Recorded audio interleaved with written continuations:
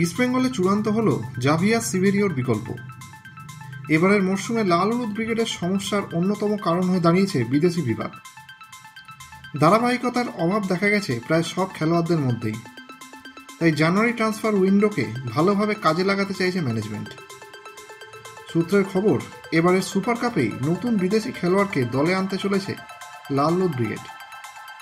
জানা গেছে সিভেরিও নয়, তার বদলে আর এক স্প্যানিশ স্ট্রাইকার ইয়াগো ফলকে সুপার কাপের জন্য রেজিস্টার করাবে দল। Barcelona, Real Madrid, Tottenham, Juventus সহ একাধিক ইউরোপিয়ান ক্লাবের হয়ে খেলার অভিজ্ঞতা রয়েছে তার। স্পেনের বয়সভিত্তিক দলেও খেলেছে ফলকে।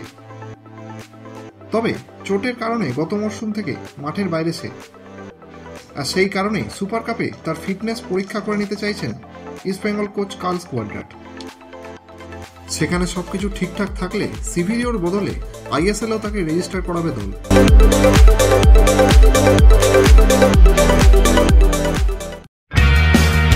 ভারতীয় ফুটবলের সঙ্গে সবসময় আপডেটেড থাকতে এক্ষুনি বং ফুটবল ইউটিউব চ্যানেলটিকে সাবস্ক্রাইব করে নোটিফিকেশন বেল আইকনে ক্লিক করে রাখুন।